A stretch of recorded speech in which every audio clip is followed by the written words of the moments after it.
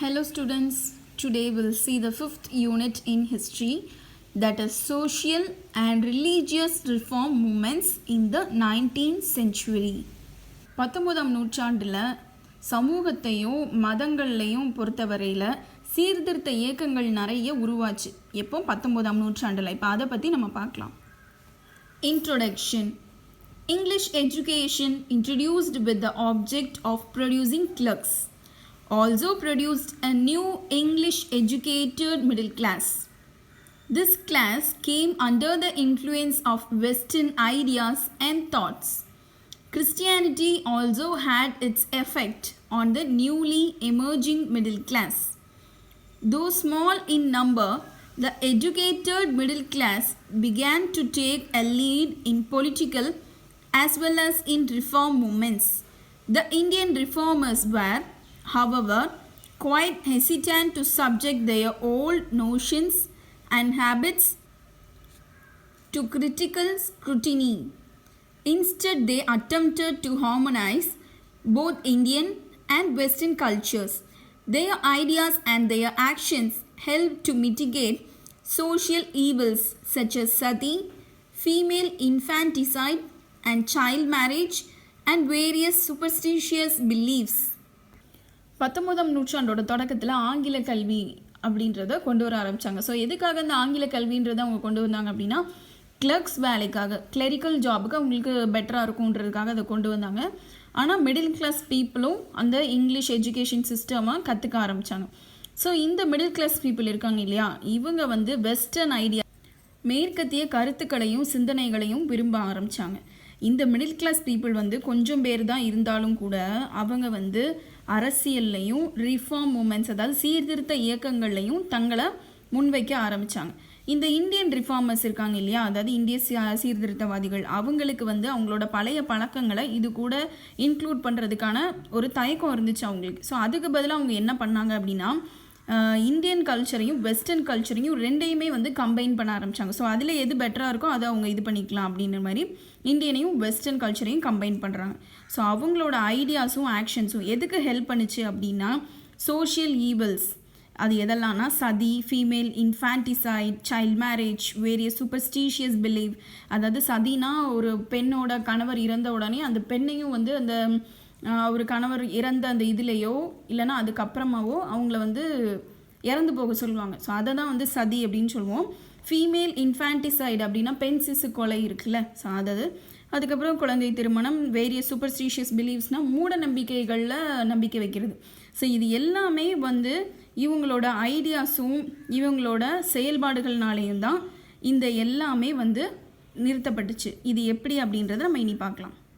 The reform movements of 19th century in the realm of religion fall under two broad categories. Reformist movements like the Brahmo Samaj, the Prarthana Samaj, and the Aligarh movement, and the revivalist movements such as the Arya Samaj, the Ramakrishna Mission, and the Deoband movement. There were also attempts to challenge the oppressive social structure by Jyotiba Phule in Pune, Narayana Guru and Ayankali in Kerala, and Ramalinga Adigal and Ayodhi Dasar of Tamil Nadu. So the reform movements in the 19th century are categorized into two. They are the reformist movement and the revivalist movements. The reformist movements are Brahmo Samaj, Prarthana Samaj, and Aligarh movement. The revivalist movements, so they are Arya Samaj, Ramakrishna Mission, and the Deoband movement. இந்த சீர்திருத்த இயக்கங்களை வந்து ரெண்டு கேட்டகரியாக பிரிக்கிறாங்க. அதில் ஒன்று என்னென்னா reformist moments, அதாவது சீர்திருத்தவாதிகளோட இயக்கம். இன்னொன்று என்ன அப்படின்னா ரிவைவலிஸ்ட் மூமெண்ட்ஸ், அதாவது மறுமலர்ச்சி இயக்கங்கள்.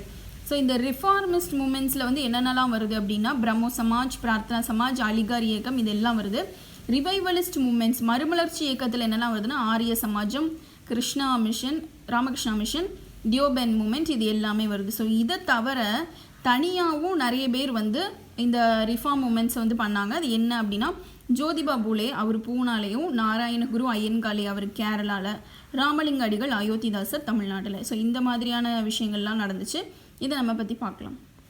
Early reform movements in Bengal. Rajaram Mohan Roy and Brahmo Samaj.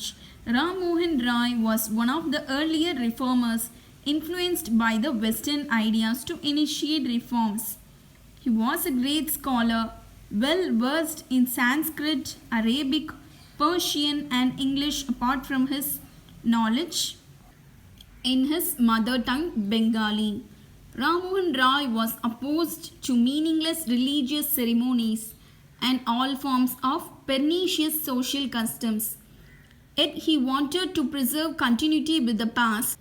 In his religio-philosophical social outlook, he was deeply influenced by monotheism and anti-idolatry.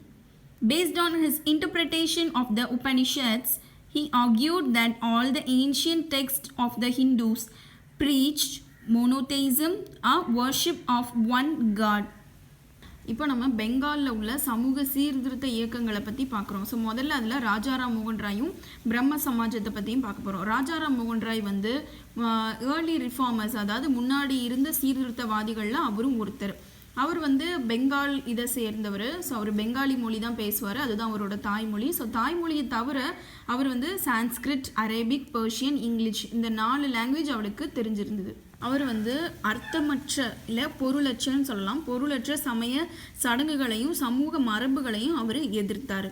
ஆனால் அவர் ஒரு பாலிசியில் வந்து அவர் ரொம்ப இன்ஃப்ளூயன்ஸ் ஆயிருந்தார் அப்படின்னு சொல்லலாம். அது என்ன பாலிசினா மோனோதெயிசம் அப்படின்னா வர்ஷிப் ஆஃப் ஒன் காட், ஒரு கடவுள் வழிபாடு, அதாவது ஒரே ஒரு கடவுள் தான் இருக்கணும் அப்படின்ற ஒரு கொள்கையில் வந்து அவர் ரொம்ப நம்பிக்கை வச்சுருந்தார். ஆன்டி ஐடோலேட்ரி அப்படின்னா உருவ வழிபாடு எதிர்ப்பு அப்படின்னு அர்த்தம்.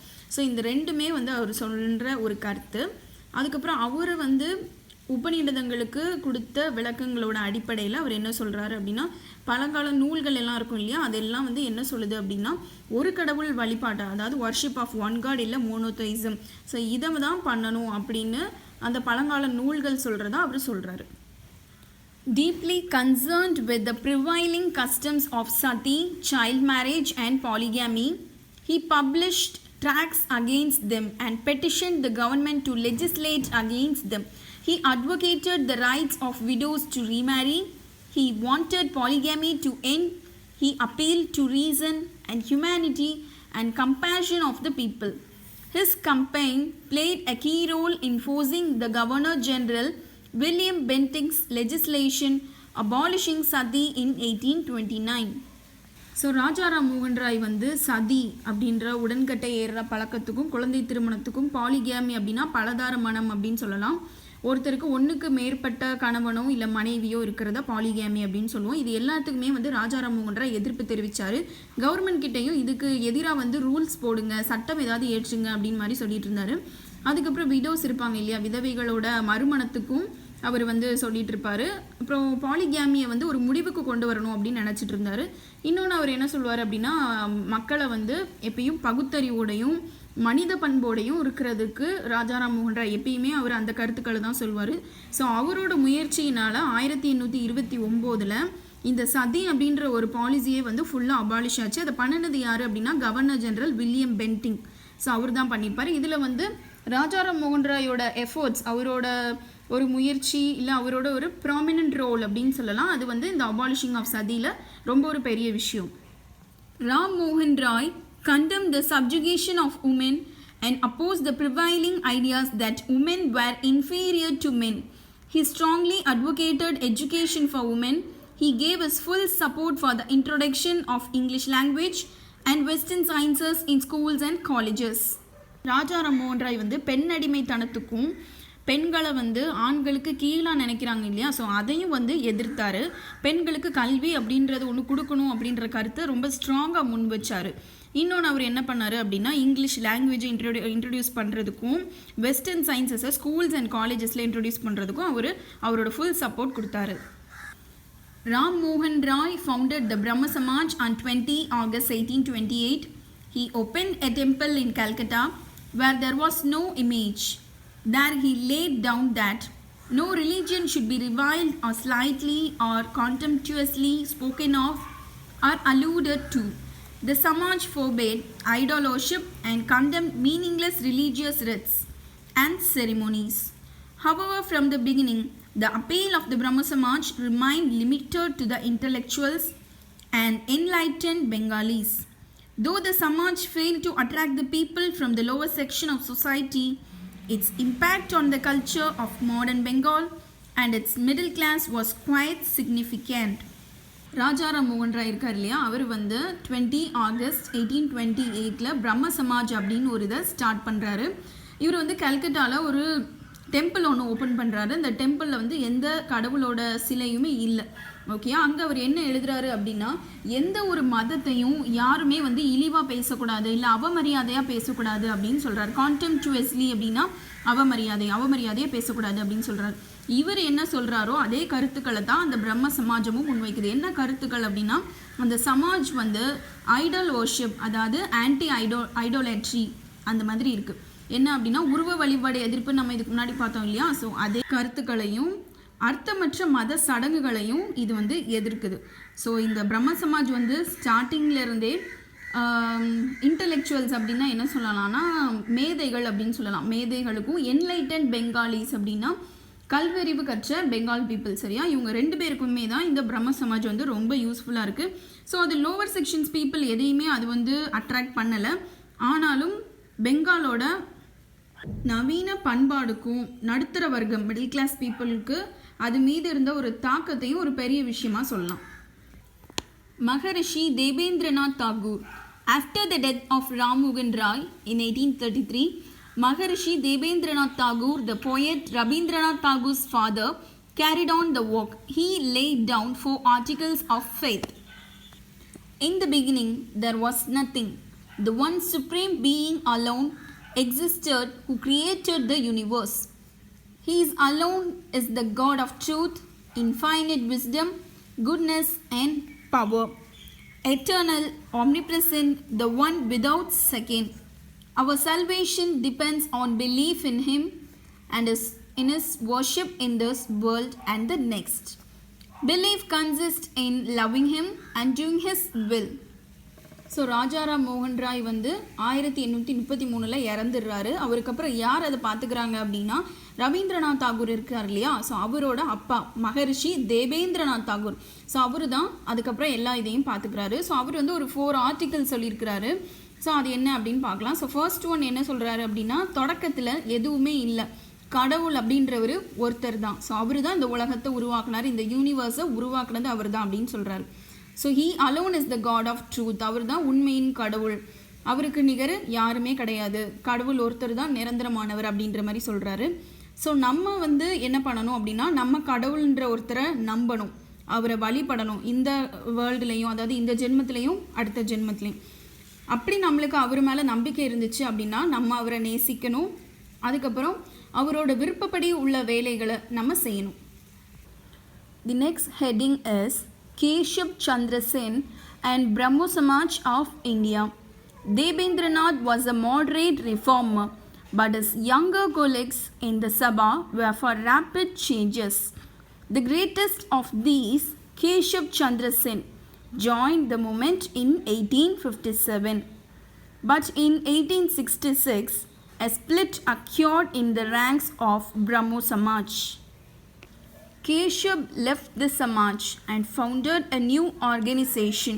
Debendranath's organization thereafter came to be known as Adi Brahmo Samaj. After Keshav had his 14-year-old daughter married to an Indian prince, in contravention of the Samaj's condemnation of child marriages, the opponents of child marriage left the Brahmo Samaj of India and started the Sadan Samaj. இப்போ நம்ம கேஷவ் சந்திர சென் அவரை பற்றி பார்க்க போகிறோம். So அவர் வந்து இந்த பிரம்ம சமாஜில் அவரும் ஜாயின் பண்ணுறாரு. எப்போ 1857 ஜாயின் பண்ணுறாரு. அதுக்கப்புறம் 1866 என்ன ஆகுதுன்னா, அந்த மெம்பர்ஸ் வந்து ஸ்ப்ளிட் ஆக ஆரம்பிச்சிட்டாங்க, பிரிய ஆரம்பிச்சிட்டாங்க. எதனால் அப்படின்னா, கேஷவ் சந்திர சென் என்ன பண்ணுறாரு, அவர் அந்த பிரம்ம சமாஜ்லேருந்து வெளியில் வந்து அவர் ஒரு நியூ ஆர்கனைசேஷனை ஸ்டார்ட் பண்ணுறாரு. அதுக்கப்புறம் தேபேந்திரநாத்தோட ஆர்கனைசேஷன் இருக்குல்ல, அதாவது பிரம்ம சமாஜ், அதோட நேம் எப்படி மாற்றிடுறாங்கன்னா ஆதி பிரம்ம சமாஜ் அப்படின்னு மாற்றிடுறாங்க. இந்த கேஷவ் சந்திர சென்னுக்கு வந்து ஒரு 14 வயசு பொண்ணு இருக்கிறாங்க. அந்த பொண்ணை வந்து அவர் ஒரு இந்திய இளவரசருக்கு, இந்தியன் பிரின்ஸ், இந்திய இளவரசருக்கு அவர் கல்யாணம் பண்ணி கொடுக்குறாரு. ஆனால் இது பிரம்ம சமாஜோட கொள்கைகளுக்கு எதிராக இருக்குது இல்லையா. பிரம்ம சமாஜத்தோட மெயின் மோட்டிவ் என்ன அப்படின்னா, குழந்தை திருமணத்தை தடுக்கணும், சதியை தடுக்கணும், பாலிகேமியை தடுக்கணும். ஸோ அப்படின்றப்போ அதில் மெம்பராக இருக்கிற ஒருத்தரே அந்த விஷயத்தை செய்கிறாரு அப்படின்னா அவர் அதுக்கு சப்போர்ட் பண்ணுற மாதிரி தானே அர்த்தம். அதனால் என்ன பண்ணுறாங்க, நிறைய மெம்பர்ஸ் அதில் இருக்கிறவங்க, பிரம்ம சமாஜில் இருக்கிறவங்க அந்த சமாஜ் விட்டு வெளியே வந்துடுறாங்க. ஸோ அவங்க ஒரு நியூ ஆர்கனைசேஷன் ஒன்று ஆரம்பிக்கிறாங்க. அது பேர் தான் சதான் சமாஜ். ஈஸ்வர் சந்திர Vidyasagar. Another outstanding reformer in Bengal was Ishwar Chandra Vidyasagar. While Ram Mohan Roy and others looked to Western rationalist ideas to reform society, Vidyasagar argued that the Hindu scriptures were progressive. He provided evidence from scriptures that there was no sanction for burning of widows or for the prohibition on the remarriage of widows. He wrote a number of polemical tracts and was the pioneer of modern Bengali prose. He played a leading role in promoting education of girls and helped them in setting up a number of schools. He dedicated his whole life for the betterment of the child widows of the Hindu society. The movement led by Vidyasagar resulted in the Widows Remarriage Reform Act of 1856. This act was intended to improve the lot of child widows and save them from the perpetual widowhood. கருத்துக்கள்னா விதவைகளை அவங்க husband இறந்ததுக்கப்புறம் அவங்களும் இறந்துடணும், எரிச்சிடணும் அப்படின்லாம் யாரும் சொல்லலை. அதுக்கப்புறம் விதவைகளை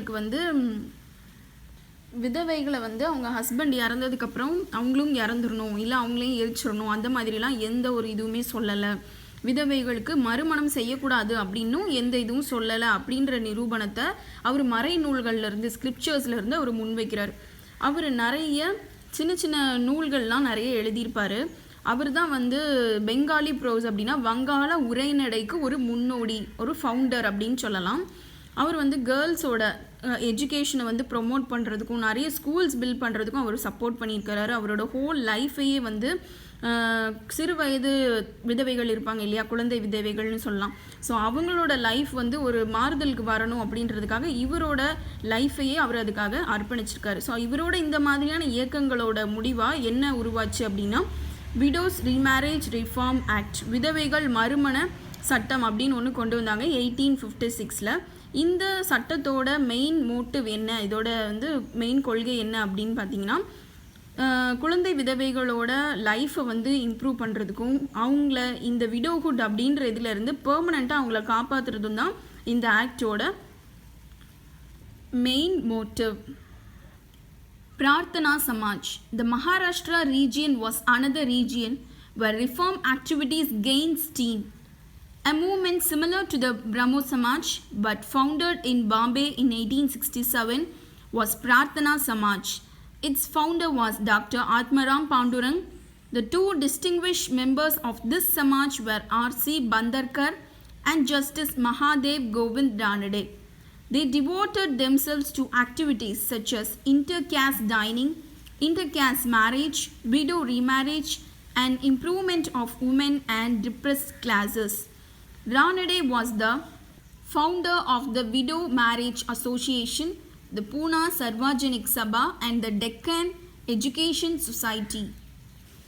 so பெங்காலில் பிரம்ம சமாஜ் மாதிரி மகாராஷ்டிராவில் ஒரு ரிஃபார்ம் ஆக்டிவிட்டீஸ் நடக்கு. அங்கே ஒரு சமாஜ் இருக்குது பிரம்ம சமாஜ் மாதிரியே, அது பேர் பிரார்த்தனா சமாஜ். அதை உருவாக்குனது யார் அப்படின்னா ஆத்மராம் பாண்டுரங் அப்படின்றவர் தான் அந்த சமாஜ் ஆரம்பித்தார். ஸோ அதில் ஒரு 2 மெம்பர்ஸ் இருக்காங்க. யாரெல்லாம் அப்படின்னா ஆர்சி பந்தர்கரும் Mahadev Govind Ranade, so chief justice அவர்.